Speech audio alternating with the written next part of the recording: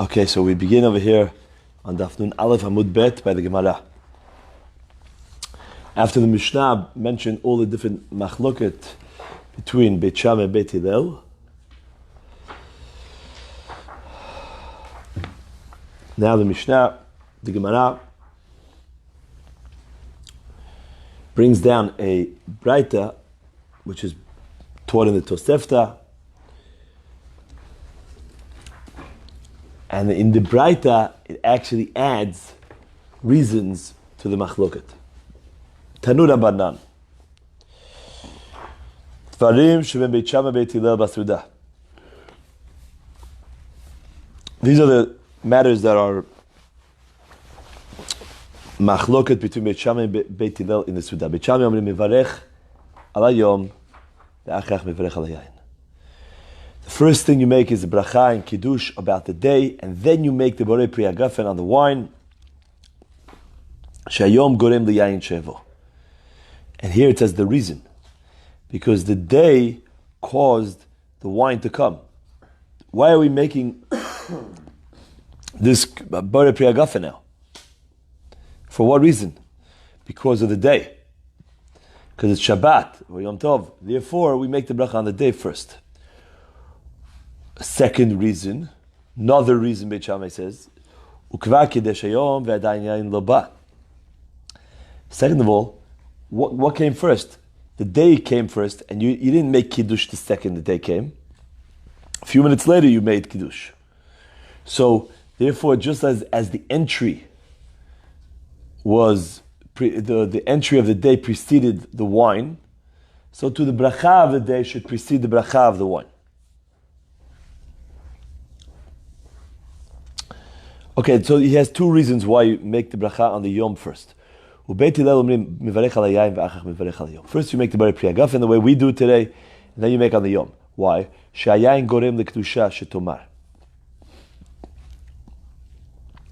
Because if not for the cup of wine, you wouldn't have any kiddush to say. You wouldn't be making kiddush over here, right? So therefore, all this whole bracha that they made was instituted on a cup of wine. Now you may ask, what about if you don't have wine? You make it on bread. So the answer is, you're right. He means the same svara for the bread. If not for the wine or the bread, you wouldn't be making the kiddush. Therefore, the wine's bracha or the bread's bracha should come first. Now, Beit Hillel says, davar acher, another reason, bekata yayin tedira u bekata yom ena tedira. Tadir v'she'enu tadir, tadir kodem. The bracha of the wine is tadir, and the bracha of the yom is not tadir, because borei pri hagafen comes much more often whenever you drink. Therefore,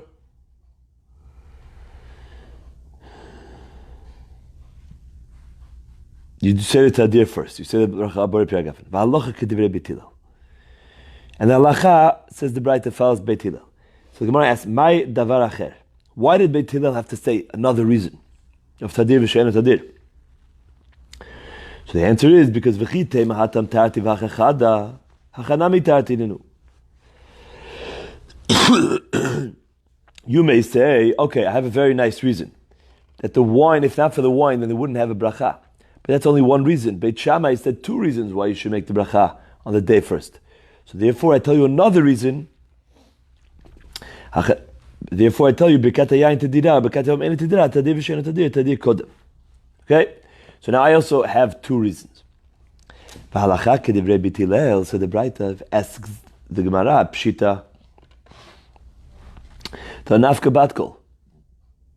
A Batkol came out already a long time before and said, well, at this point the Gemara thinks so, and said that the halacha always follows Beit Hillel.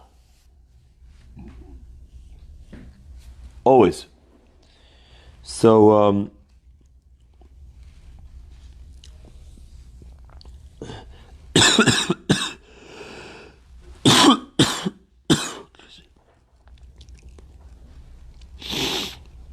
after 3 years of arguing with Beit Shammai and Beit Hillel, the Batkol came out and said, Elu ve'elu divrei Elokim chayim, but the halacha is ki Beit Hillel. So the Gemara answers, either this Braita was taught before the Bat Kol, so it had to say who the halacha is like over here. It was even after the Bat Kol, but Rabbi Yoshu because Rabbi Yeshua in a different machloket, he says that when you cannot settle any machloket down here with what was revealed in heaven in order to establish halacha. So therefore the Braita had to say that halacha follows Beit Hillel. So the Gemara asks now, V'stavri Beit Shammai di Bekat Hayom Adifa? Does Beit Shammai hold that the day's bracha is better? How can you say that Beit Shammai holds like that? V'atanya, we looked at the Braita. Hanichnas lebeito b'matzoi Shabbat. We're going to prove from this Braita that Beit Shammai doesn't believe that the bracha of the day is better than the bracha of HaGefen. Meaning, even Beit Shammai seems to be of the opinion that you make the Bori Pri HaGefen first. What's the proof? Because it says like this, V'atanya, Nichnas lebeito b'motzei Shabbat. So the order is like this, Mivarech ala yayin, that's Bori Pri HaGefen first. V'ala ma'or, Bori Mera Esh. V'ala b'samim, Bori Meri b'samim. V'achar kach omer Havdalah. Then you say the bracha v'hamavdu ben kodesh l'chol. V'imenu elo kos echad. So now he has a problem because he wants to eat the suda, and he wants to say Birkat Hamazon on the cup of wine, but he only has one cup. So if he uses it for Havdalah, he won't have it for Birkat Hamazon. If he uses it for Birkat Hamazon, he won't have it for Havdalah. So what does he do? Menichu la'achar mazon. So what you do is you leave it till after you eat the suda, okay? And really, normally you're not allowed to eat before the Havdalah, but here, since you only had one kos, they allowed it. And then he has a threesome bracha after Birkat Hamazon. So what you do is,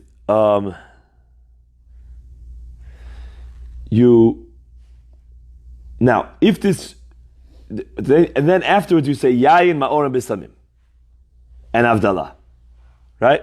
Well,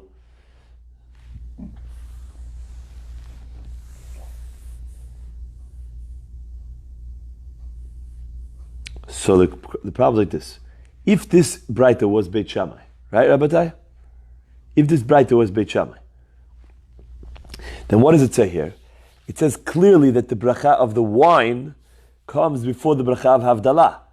The wine is way before Havdalah, right? Now, so you see here that Beit Shammai doesn't give precedence to the day's bracha, which should be the Havdalah before the wine, but rather the wine before the Havdalah. That's the Gemara's question. Okay? So the Gemara says, once, who told you this is Beit Shammai? Maybe this is the opinion of Beit Hillel that the Yayin's bracha, Borei Pri HaGefen, comes first. So the Gemara says, Lo sal kadaitach. Don't let that enter your mind. The Ketani ma'or v'achach b'samim. Because if you see the order, the sequence is first Borei me'orei ha'esh, and then b'samim. Okay? So if that's true, says the Gemara, Uman Shammai de Itle Haisvara Beit Shammai, and who is the one that holds that the bracha on the ner comes before the B'samim? That's only Beit Shammai. Therefore, I know that this Braita is Beit Shammai, and since it's Beit Shammai, we have a problem because we see that the Yayin comes before the Yom, the Havdalah. Now, how do you know that Beit Shammai is the opinion that the Ma'or comes before the B'samim? Titania Omer Rabbi Yehuda lo nechleku Beit Shammai uBeit Hillel al Hamazon shebetchila ve'al Havdalah shehi b'sof. Beit Shammai, this is Rabbi Yehuda's opinion about the machloket.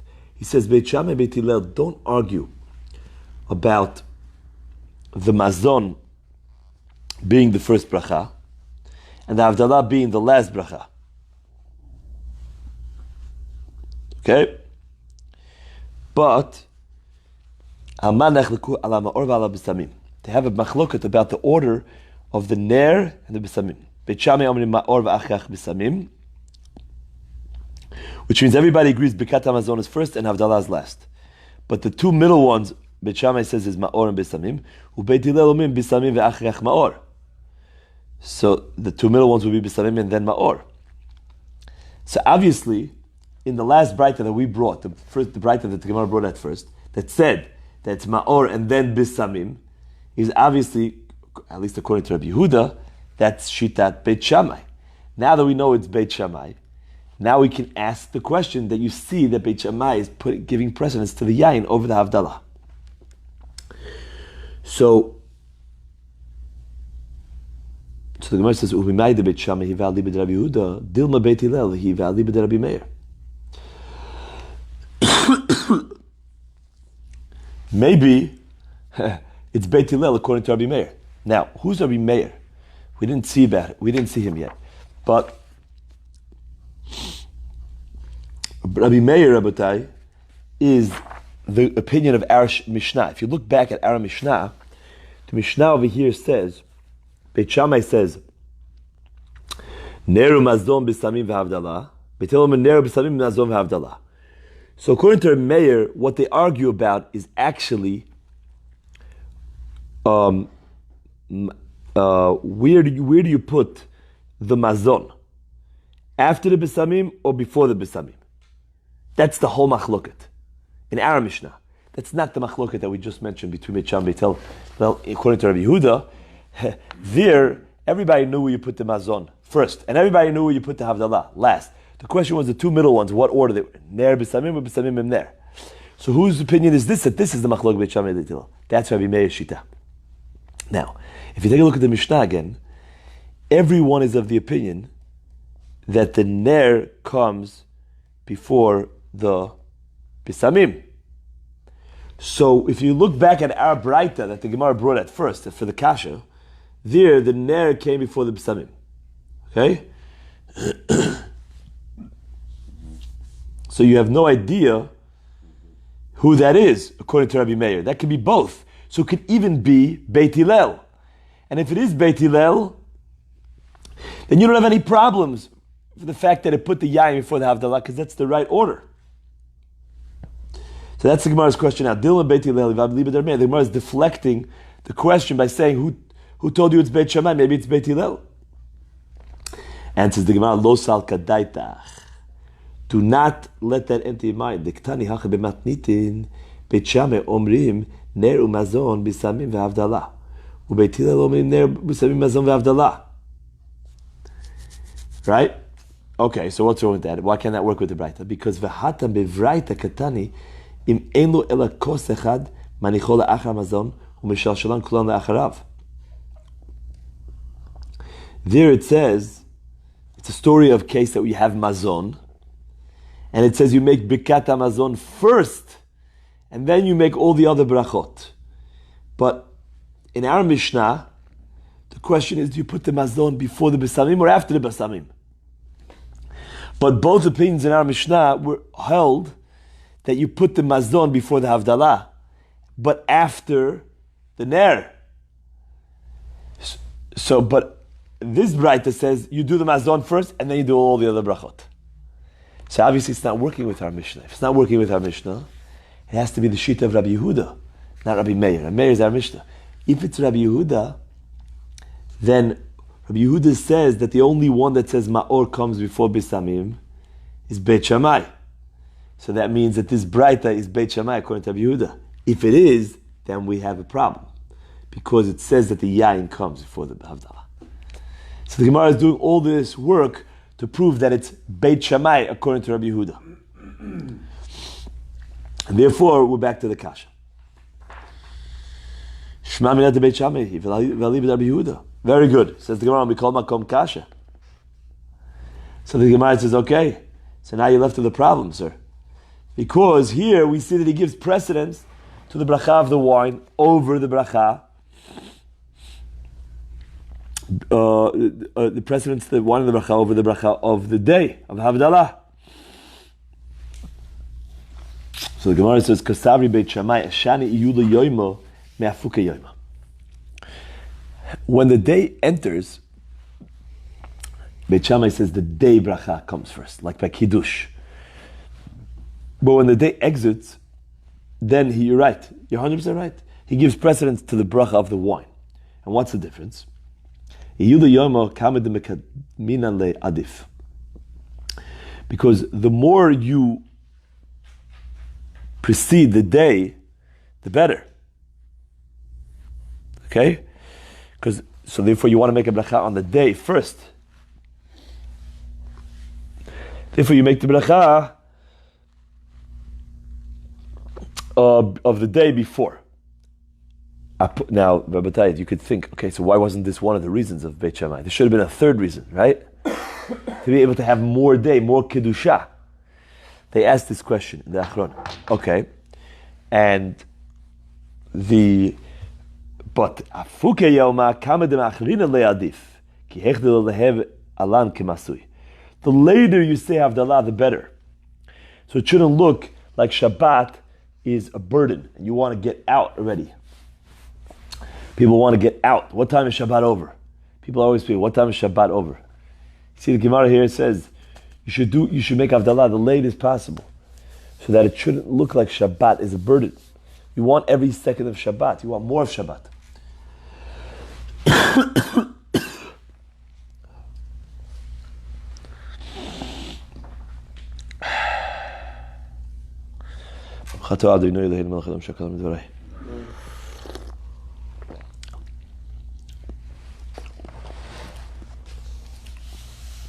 Okay. Now, we have a little bit of a problem here. A new problem. So we just finished saying that what? That Birkat Hamazon needs this cup of wine. If you only have one cup of wine, you wait to make the first Birkat Hamazon and then all the other three. So the problem is, V'savi Beit Shammai Birkat Hamazon tu'una kos. And some say, Rashi's gears over here is really bracha tu'una kos. Rashi says Birkat Hamazon. Okay? So, does Beit Shammai really, now that you figured out it's Beit Shammai, do they really hold that a bracha of Birkat Hamazon requires a cup of wine? He's so adamant that you even you make the bracha of Birkat Hamazon first, and then you use it later for your wine, for your Havdalah, because you need it for your Birkat Hamazon. Asks the Gemara, V'hatanan, V'hatanan balahem yayin lach Hamazon. In our Mishnah, one of the cases was that the wine comes after the Mazon, not on Motzei Shabbat, on regular day, right? Yemein sham el oto kos, Beit Shammai omrim, mivarech al hayayin ve'achach mivarech al Hamazon. If you only have one cup, so what you do is you make a bracha on the wine, and then you say Birkat Hamazon. So, my love, the mivarech alei v'shatilei. What does it mean?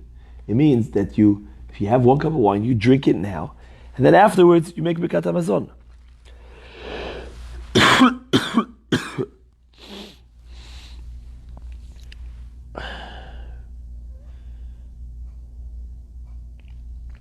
So you see over here that you don't require a cup of wine for Birkat Hamazon. Because otherwise, why would Beit Shammai say they could drink it first? So the Gemara says, "Lo, means like this. You make a bracha on it first, but you leave it so that you should still be able to say Birkat Hamazon afterwards. Okay? So that means like this. You say you have a cup of wine here, yeah? You say Borei Piri Agafan, you don't drink anything. And then you leave it for Birkat Hamazon. And what did Beit Hillel say?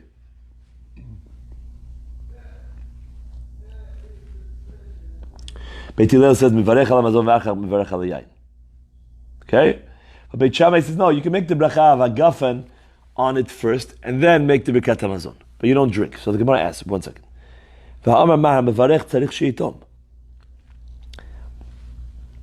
It was taught by the master, okay, which is someone earlier said that you have to make, whenever you make a bracha, you have to taste. Okay, so how could you say that he makes the bracha, but he leaves it over for Birkat Hamazon? So the Gemara says, no, relax, the ta'imle. Says the Gemara, no, it's talking about you looking like this. Baruch atah Hashem, take a drop, take a little bit, drink some. And then you use it for Birkat Hamazon later. Beit Hillel says, no, make Birkat Hamazon first. But Beit Shammai says you can taste a little bit. So the Gemara says, but the problem is that if you say that what Rabbi Shammai meant was to taste,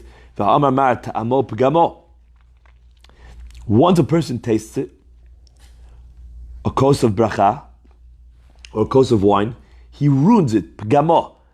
He ruins the wine for being a kos shel bracha. What's kos shel bracha? Birkat Hamazon, kiddush, havdalah. So how could you say now that he'll make the hagafen first? Beit Shammai says, and he'll actually taste. So the Gemara says the time le biyadeh. He pours out a little bit into his hand. He's not drinking straight from the cup. So the cup, the remainder, the most of it that's left over in the cup, that is not pagum, because he didn't taste of it. So the Gemara says, 1 second. But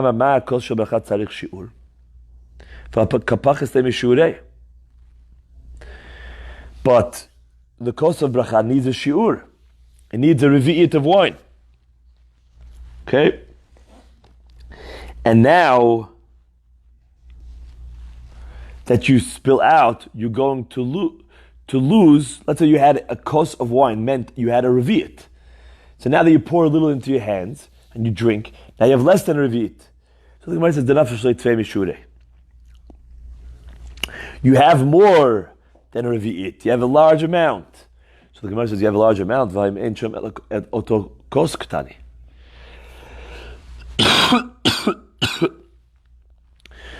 It says over there you only had 1 cup, and that's why we're trying to figure out how you use it, right? So therefore, how could you say that he has a lot of wine? So the Gemara says he doesn't have a lot. He doesn't have enough for drinking now and for Birkat Hamazon. He doesn't have 2 cups, 2 revi'it, but he has more than 1 revi'it. So the Gemara says, wait, so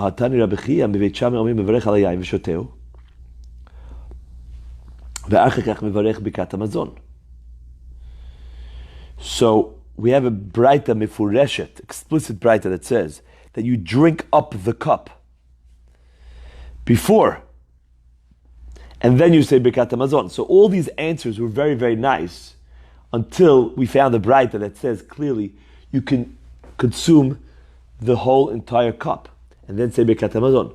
So we see that Beit Shammai doesn't even hold that you need a cup for Birkat Hamazon. So why is this braita, the braita that we brought at the beginning of the day over here, the top of the page, say, and we figured out that it's Beit Shammai according to Rabbi Yehuda, say that if you only have 1 cup, then say Birkat Hamazon on it, and then you ruin the order of the Havdalah, because you should be able to make Birkat Hamazon first. Beit Shammai themselves don't even hold you need a cup of wine for Birkat Hamazon. So just don't use it for Birkat Hamazon at all. So the Gemara says, Elatrei Tanai V'ali B'David Shammai. You're right. Says the Gemara, excuse me, there are 2 Tanaim according to Beit Shammai. There's a machlok of what Beit Shammai's shita was. The braita that we have feels that you do need to drink for Birkat Hamazon. And that's why it's figuring out in what order you should make the bracha on the wine. But the braita of Reb Chia, they say that you drink the whole wine before Birkat Hamazon because you don't need any wine for Birkat Hamazon at all. Okay.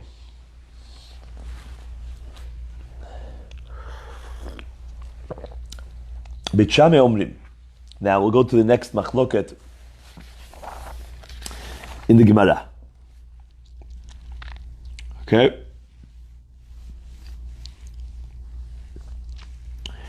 What's the next machlokes of the Gemara?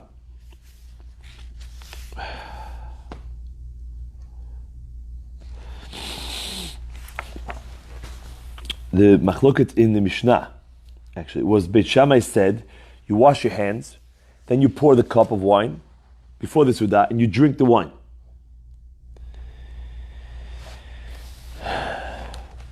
And then Beit Hillel says, no. You pour the cup of wine, you drink, and then you wash your hands for the bread. So why did Beit Shammai want to do this? Tanu Rabbanan. So the Gemara brings that same Tosefta, that same bright that we brought before, it continues. Here with the reasonings of this Mishnah.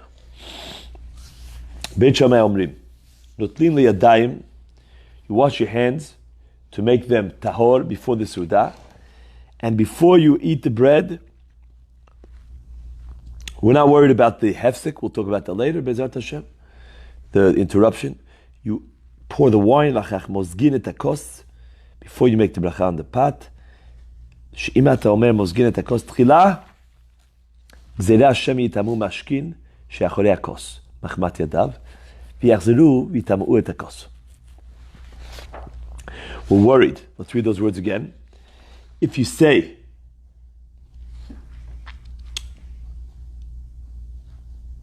that you pour the cup first and you drink it, they're worried, gzeirah, they made a decree, that perhaps a person will come to be mitamei, the liquids, the wine that's on the outside of the cup,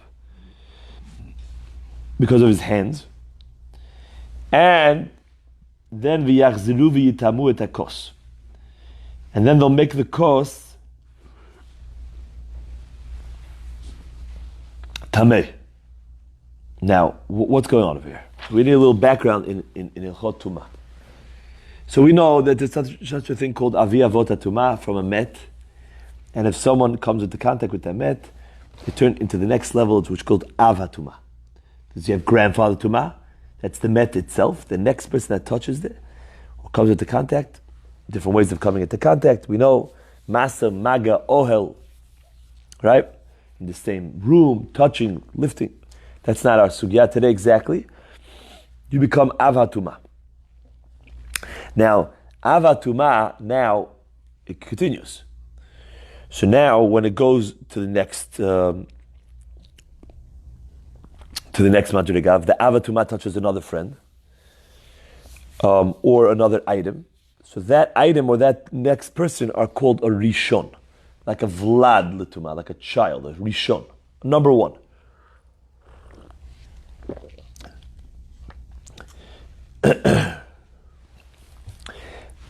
The next item will be a sheni, but that can't be a person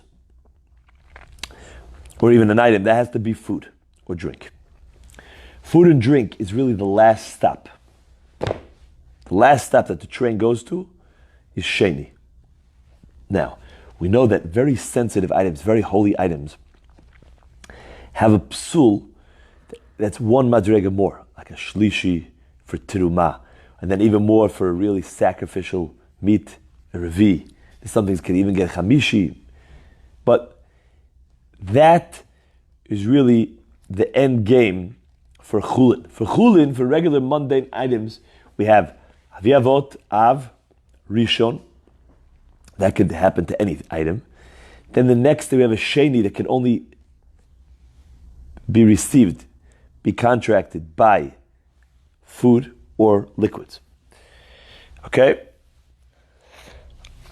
So now, the Chachamim made another gzeira. Okay, that's all like midoraita. But the Chachamim said like this. A sheni that touches liquids,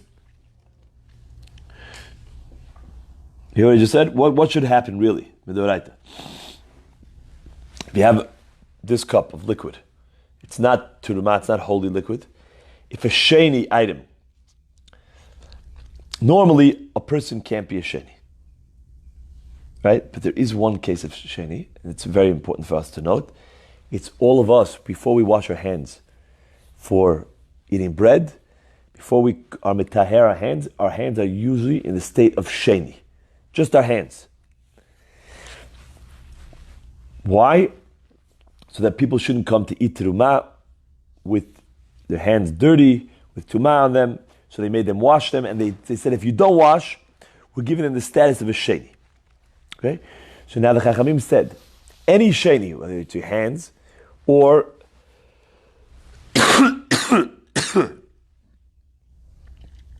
excuse me, whether it's your hands, or any item of food or liquid that's a sheni, that touches liquids that are not tameh at all. The liquid, guess what happens to it? So you say, okay, fine. For some reason they want to make the liquid tameh, even though a sheni can't make a shlishi unless it's terumah. But they said that it will make it tameh. But here is the catch.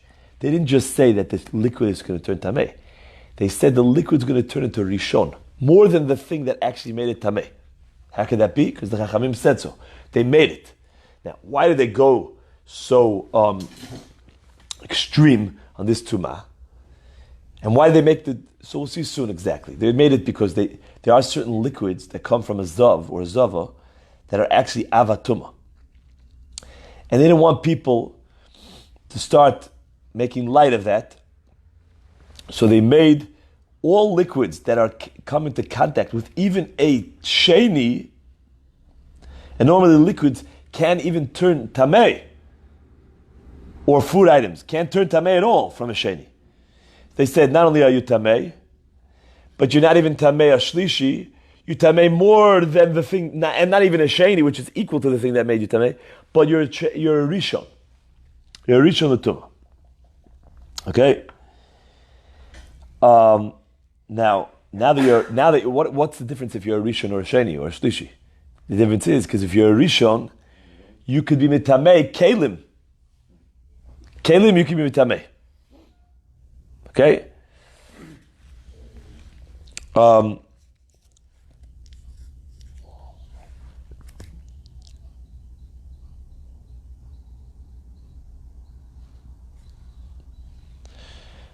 Which is also a chiddush, by the way, right? Because usually if you're a rishon, you can only be mitamei, make things to a sheni, that's only food again. So here, we made you into a rishon, you can be mitamei food, and you can be mitamei kelim as well. Now, what type of mashket did they say? If you touch, that's all the 7 mashkim that are able to be to make things susceptible to tumah. Yad, shachat, dam. You know what those 7 items are? They're wine, blood, milk, dew, water, honey, oil. Those are the 7. Okay? Fine. Now,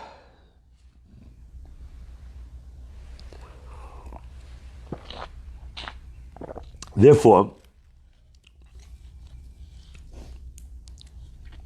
the last one you said? What? The last one of those 7 you said?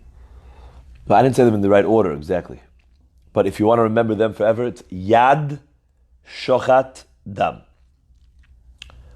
The hand slaughters blood.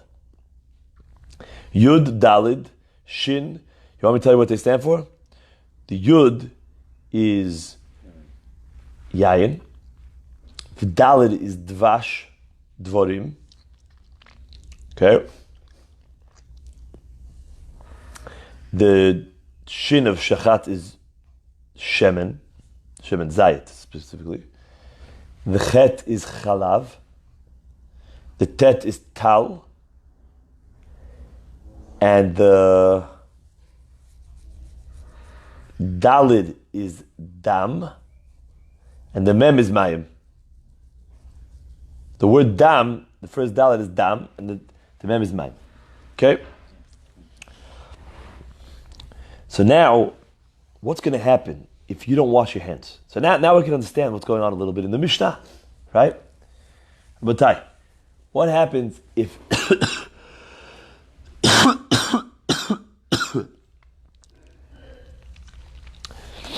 what happens if you don't wash your hands? before you drink the wine. They used to drink wine before the Sudah. So now your hands now are sheni. Automatically. That's what the Chachamim said. The Chachamim said that's why we have to wash our hands before we eat bread. So we don't eat the bread with hands of a sheni. Now who cares if we eat bread with the hands of a sheni? I thought bread can't become tamei, it become a shlishi.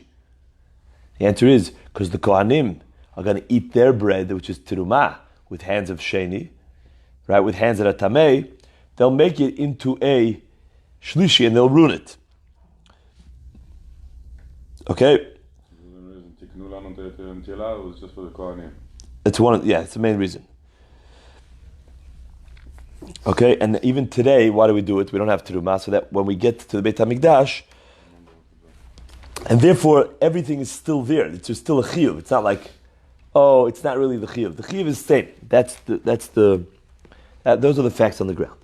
So now, Beit Shammai says in this Braita, he says exactly that. He says, if you drink your wine before you wash your hands, what's going to happen is that the wine on the outside of the cup are going to become tamei through your hands. You didn't wash your hands yet. So now that liquid on the outside is going to turn into a rishon. The rishon now is going to be mitame your keli. V'itamu etakos. That's exactly what he says. Gzei Hashem yitamu mashkin she'achorei hakos machmat yadav, because of his hands. V'yachziru v'itamu etakos. Okay? We're not worried that, or we're not saying that it's only mitame the outside of the cup, not the inside? Or once it's tamei, it's the whole thing? It's only the outside. Thanks for mentioning that. It's only the outside. Okay? That was the Chachamim, what they said. Okay? So,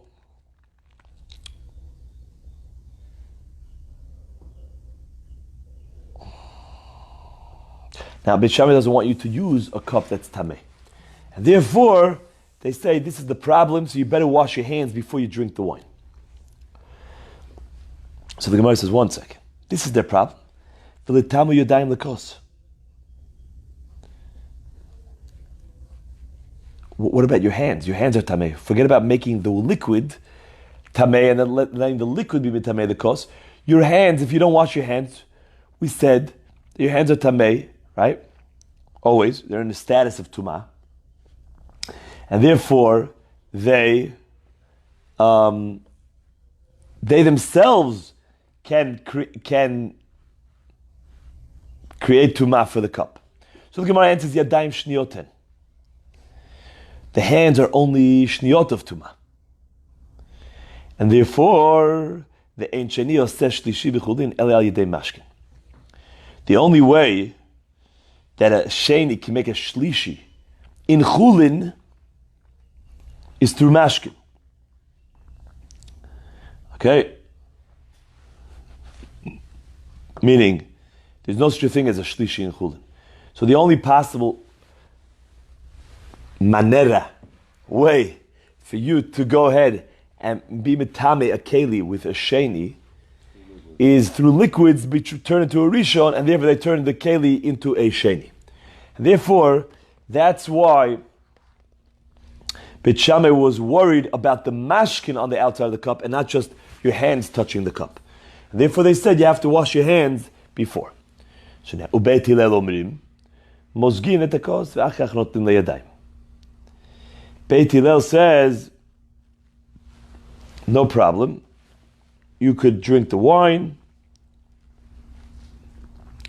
and no problem.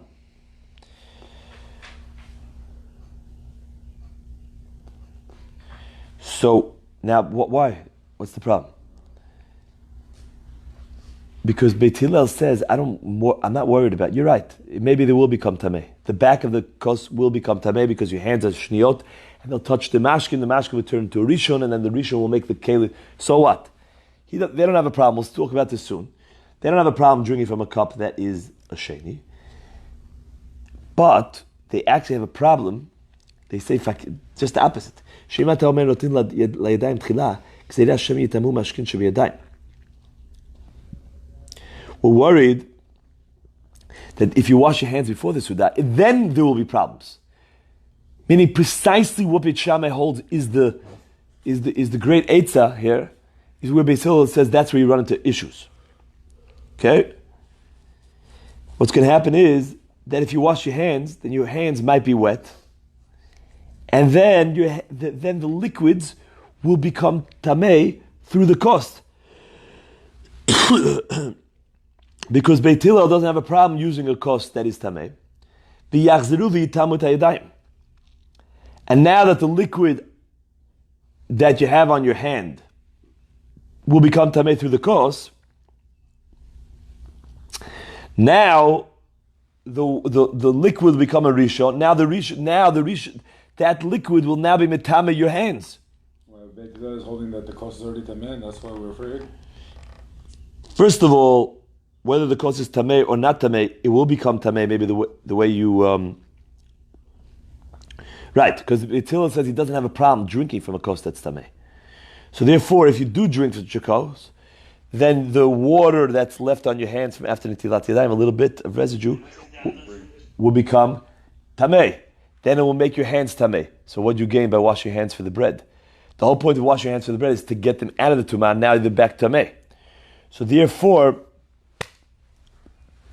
that's the problem. So the Gemara says, "V'nitami kos le'yadayim." According to Beit Hillel, what is he so worried about? He's worried about your hands becoming tamei. Let the kos itself make your hands tamei. Okay. So what does Beit Hillel say? They say what? Remember what Beit Hillel said? They said, "Mozgin et hakos ve'achach notlin le'yadayim." Rinse out the kos. Okay. So, that way you won't have the issue with the what? With the cost being tameh. So now, what happens if your hands are dry? Then there wouldn't be a chashash, right? Why not? Says the Gemara, if you don't rinse out the kos, then the back of the kos is tameh. Okay? And now they're going to be mitamei your hands when your hands touch the kos. So what's going to help? What is it going to help if you're going to rinse out the kos before you eat and then wash your hands? All the cups, what is it going to help? Beit Hillel is saying, what? Wash out the cup, rinse out the cup, so that the water on your hands don't become tamei from the kos. Even with dry hands, you'll still have this issue. And therefore, any cup that you drink throughout the Sudah, you might have this issue again. Right? So even if the first cup you washed out, and that cup is now okay, but all the other cups that you drink through the Sudah, and you're going to say, through the Sudah, my hands are already dry. I washed my hands a long time ago at the beginning of the Sudah. They're dry. I don't have any droplets on the hands. Good. But the cup itself, that might be Tamei Mil the Sudah, might be Mitamei your hands.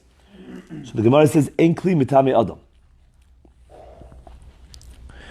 Because this Keli, which only became Tamei from a Vlada Tumah, from a Rishon, and not an Ava Tumah, okay, cannot be Mitamei a person.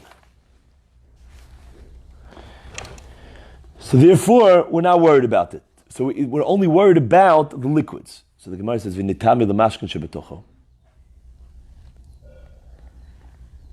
Now, so the Gemara says, 1 second. How are you allowed to drink from the cup at all? If the cup is going to be tamei, so then the liquids inside of it will turn into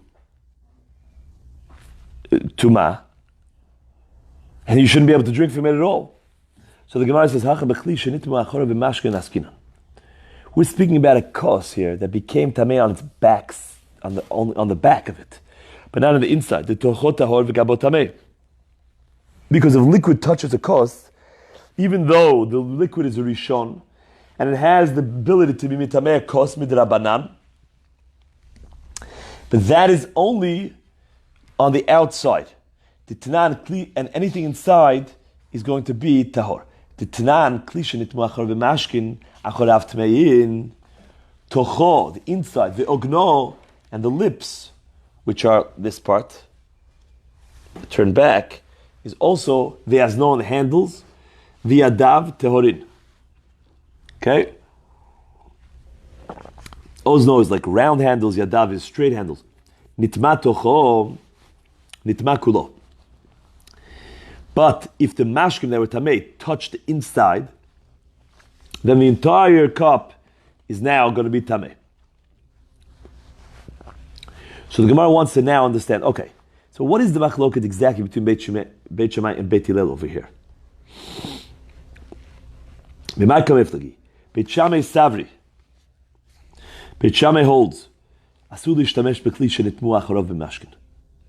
not allowed to use a cup that is tamei on the outside through mashkin. Why not? Because we're worried that the cup might spray a little bit of liquid on the outside. And then, if the keli is tamei already, so what's going to happen? Look, if you use a keli that's tamei from liquids, so where's the tamei? Only on the outside. Okay, no big deal. So the outside's tamei. Now what can I drink from a tamei cup? What's the problem? The cup on the outside is tamei, the inside's tahor. Problem's like this. While I drink, I put it down, a little spray will happen here. The next time I pick up the cup, what happened to that liquid when it sprayed over here? It was touched the sheni. The outside is a sheni. Because it already had touched liquids that were tamei, and the outside is now a sheni. So now this liquid, which is tahor, when it sprays on the outside, will turn into a rishon. Again, now I go like this. Now my hands are touching a rishon. So my hands turn into a sheni. So I'm back to like before I washed for bread. And then I say, please pass the bread. You can't eat bread without netilat yadayim. Well, I already did netilat yadayim. But you're ruining your netilat yadayim because you're drinking from a cup that's tamei on the outside, which has the ability to be mitamei liquids, which very possibly can spray on the outside, which will then subsequently be mitamei your hands again to shtiyim, and you're back to square one like before you washed. It could happen, I know it took a long time to say, but it could happen in one split second, the whole thing. Right? So you're eating with hands that are tamei. You're, what's the point of washing your hands before the Sudah? So therefore the Beit Shammai said, wash your hands before what, Rabbatai? Before you drink.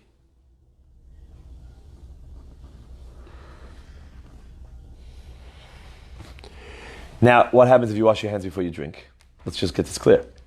So then, when I come and I touch the keli, okay, so even if there's liquids on the outside of the keli, what? But the keli won't become tamei from the liquids because the liquids themselves won't be tamei. Why won't they be tamei in the first place? Because the cup never got the tumah to make the liquids that spray on the cup tamei. Why didn't the cup become tamei? Because how would it become tamei? From liquids in the first place becoming tamei from my hands, but my hands were washed. So everything will be, if before I even drink the wine, I wash my hands, so any mashkin that touches my hands won't become tamei at all. So then when they touch the cup won't become tamei.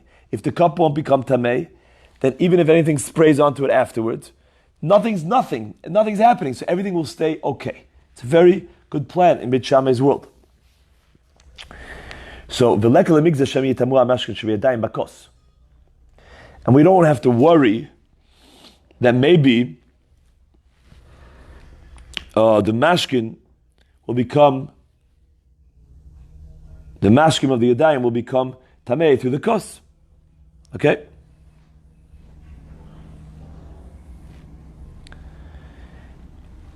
And Beit Shammai says you can only use a cup that's tahor. So throughout the Suda, you can't use any cup that's tamei. So we're never worried about the liquid spraying onto the back of the cup. Beit Hillel savri mutar l'ishtamesh b'kli shenitmu achar v'mashkin. Beit Hillel says you can use a cup. Throughout the Suda, we don't have a problem you using a cup that the back of the cup is a sheni. You know why? Because they're not worried. Amri nitzotzot lo shchichi. They said sprays. We don't. You. By the way, look at this cup. This cup, I'm feeling it now. It's dry. Do you know why it's dry? Because the entire time that I drank from this, nothing sprayed. It's not common. Therefore, we're not worried about, right, if it happens, then it will mess up your hands, and then you can't eat. But we're not worried about it.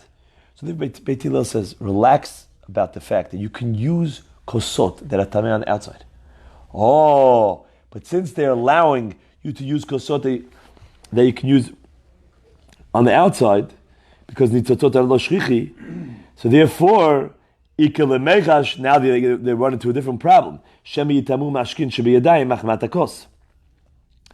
Then we're worried about one thing. Then we're worried if you do wash your hands before. Because then there might be a little bit of tumah, of wet on your hands. And since you're allowed to use kosot that are tamei, then the water on your hands will start this whole process and ruin everything. Become tamei through the cup. Which will, okay? So therefore, bedafka, don't wash your hands before you drink. Everything's exactly the opposite. Beit Hillel and Beit Shammai. Okay. Davar acher, another reason why.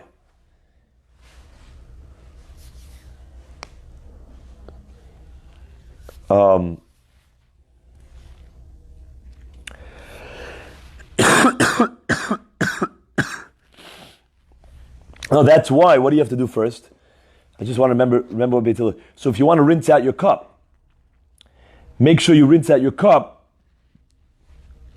before you wash your hands. Okay? Because the cup might be a sheni. The rinsing, I mean, No, the rinse is not going to take it off. But meaning you rinse your cup just for cleanliness. So rinse out your cup before you wash your hands, because if you wash out your hands before you rinse out your cup, then you're gonna be using a cup that is what? 1 second. Is the mezigas hakos going to take care of it? Is the mezigas hakos going to take care of the tumah?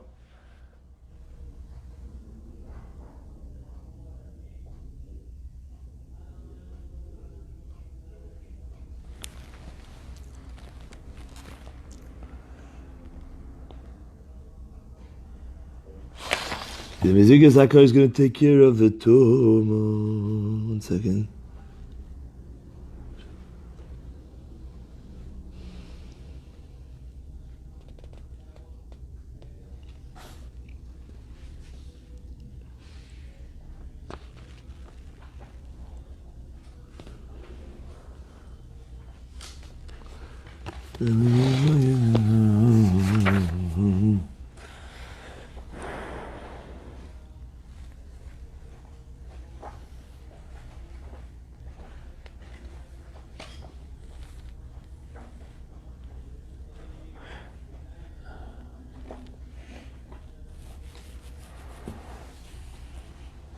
No, I don't think so.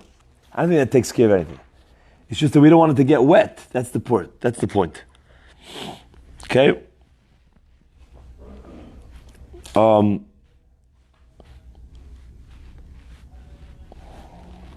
wash the cup before, I think that's the point. Let me think about it soon, but let's go over it a little bit. Dover acher. Take you from the Matilas Yodayim Seuda. So the Gemara says, another reason why you rinse the kos out and then you wash your hands. Another reason for the Beit Hillel is take it from the Netilas Yadayim Seuda, We don't want to make takef. Remember we had the takefs? The immediates. We don't want to have any interruption between the Netilat Yadayim and the Suda. So therefore, rinsing out the cup before is also not a proper hefsek. So the Gemara says, "My davar acher."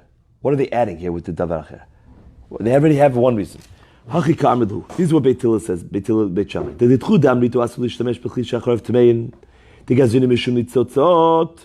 According to you, you're not allowed to use a cup that the back side of it is tamei, because we're worried of the nitzotzot. It's still better to rinse out the kos and then wash your hands. You know why? Because the take is l'ntilat yadayim suda. Because you have to wash your hands right before the suda. You can't have interruptions. Beit Shammai didn't have that issue. They didn't feel that there was a significant hefsek. Should we go drop weiter? A little bit? Okay.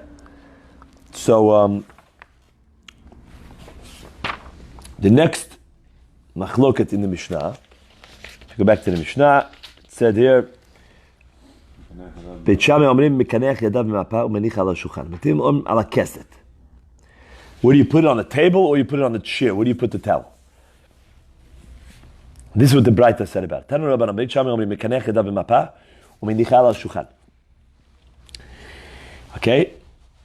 So that you can keep using the towel at the time of the Suda because of the, the sweat and the dirtiness of the foods. Shimata omer ala keset.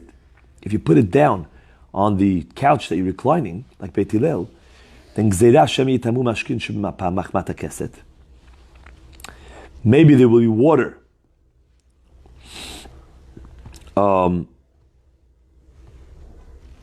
right, from drying your hands,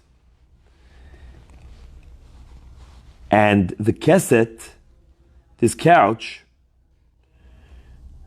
many times was tameh. So now, if you put that towel that has droplets in it on the couch will make it tameh. And the and then you'll become, your yadayim will be tameh, and then you're eating with hands that are tameh. So the Gemara says, "V'netamya keset mapa." Why does it have to be a problem of the mashkin in the mapa? The mapa itself can become tameh from the keset. So the Gemara says, "Ein kli mitame kli." A kli that's not an avatuma cannot be mitame another kli. So therefore, we're only worried about being mitame liquids, like we said before, right? Because a rishon can't make another keli into a sheni. So the Gemara says, "V'tame keset the gavra gufei." What about the person sitting on the keset? Forget the towel. Forget the whole towel issue. So the Gemara says, "Ein kli mitame adam." The same answer. The kli can't be mitame the adam. But Beit Hillel omrim no. Specifically put it ala keset and not on the shulchan. She'im ata omer ala shulchan, then we're worried gzeira shem yitamu mashkin shev'mapa machmata shulchan. Because the shulchan many times was tamei. The same exact problem, but on the table. But then, what we're worried about is like this, that the towel will become tamei from the shulchan. And then it will make the food that it's probably going to touch, since it's on the table, tamei.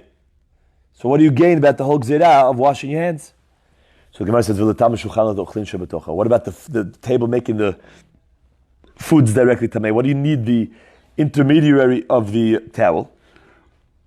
So the Gemara says, "Hacha b'shulchan sheni askinan." The shulchan we're speaking about is a sheni.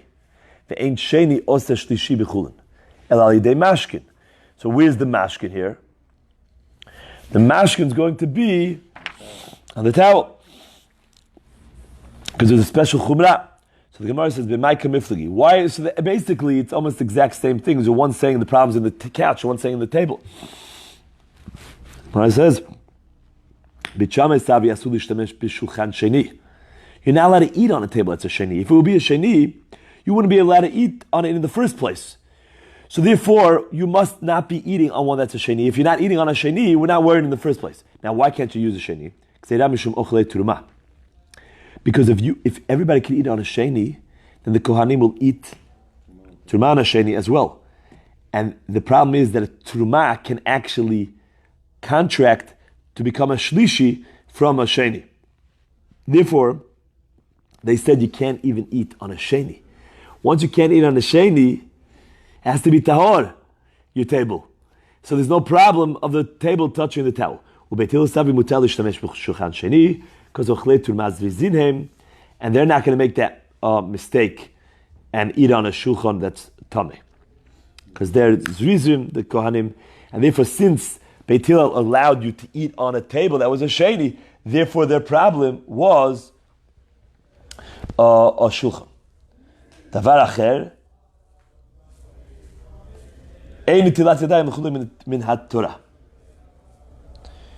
So the Gemara says another reason, let's just get to that, is another reason for Beit Hillel was because nitilat yadayim you don't really need for chulin min ha-Torah. My davar acher.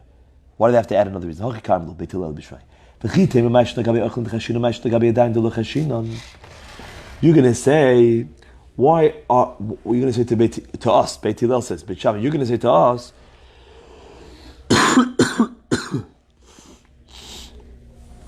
why are we worried more about the foods becoming tamei from the mapa that's wet and becoming tamei from the shulchan more than we were worried about the hands becoming tamei from the water that was on the mapa?